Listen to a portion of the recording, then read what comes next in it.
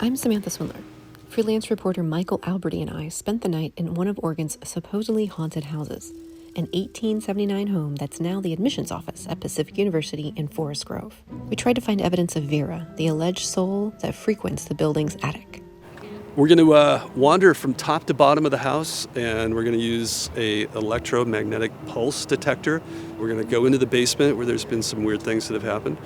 We're going to be up on that top floor where Vera's window is, and we're going to try to see if we can access a room where maybe a Ouija board session or two happened, where people found out that her name is supposed to be Vera, and we'll see what happens.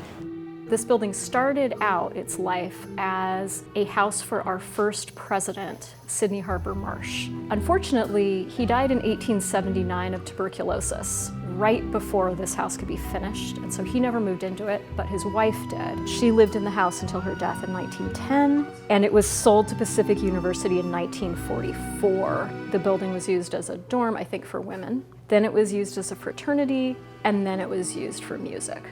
I heard about the haunting probably within the first week that I worked here. I'm not going to say I totally don't believe in ghosts, but as somebody who's skeptical about ghosts, what it looks like to me from having read through the files, around 1969, there were some students who, just for fun, held some sort of seance with a Ouija board. And that seems to be the first time that we ever hear the name Vera. Some of those stories that people tell about who she might have been don't seem to be rooted in the historical record. I think they're just sort of speculation.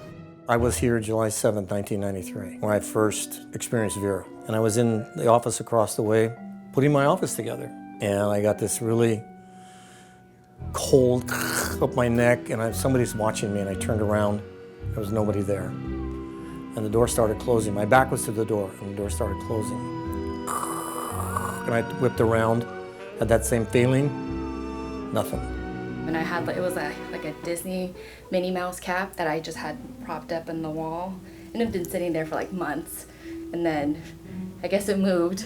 Late 1970s with a bunch of high school students here on a high school speech and debate tournament. We kind of had a weird feeling about, I don't know, somebody was following us or looking at us or something. So we just looked up, and there was kind of a light, in the shape of, I don't know, like this, like a person up in that window.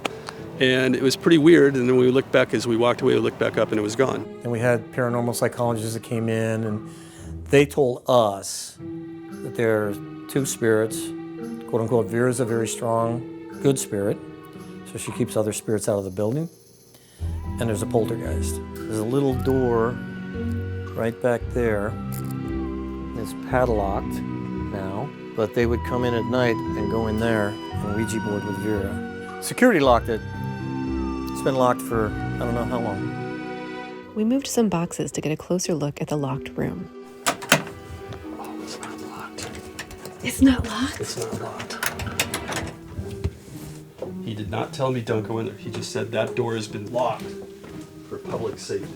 Ho, ho, ho, ho, ho, ho. Look at this room.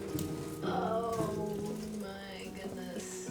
This old creepy Christmas tree is definitely vintage, and it is decorated in music notes. So it must be from when it was the music department. There's a piece of paper. Did you look at it? No. So we found this piece of paper, which looks like some kind of announcement script, maybe for a campus radio station, but we couldn't figure out what the date was. But when we scrolled through, there was a reference to going to see Martin Luther King speak at Lewis and Clark College on November 8th. And when we looked that up in the newspapers, he was here in Portland on November 8th, 1961. So this sheet of paper, theoretically, has been sitting in that room maybe since 1961.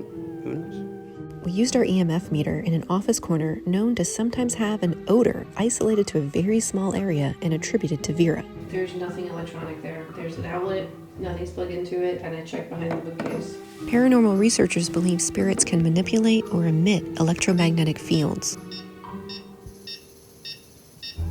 Danger, Will Robinson.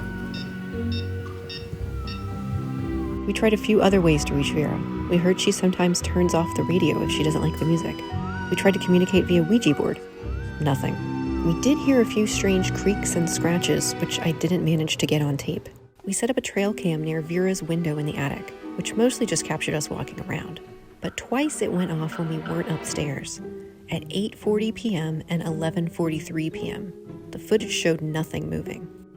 I mean, there are moments when it feels creepy, and you kind of like have chills on your arms, but I mean, nothing really made me feel uncomfortable. And I mean, we heard some weird things.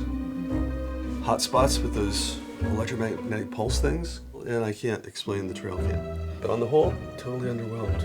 So, just not Vera's night. We found no hard evidence of Vera, but the stories about her will no doubt continue.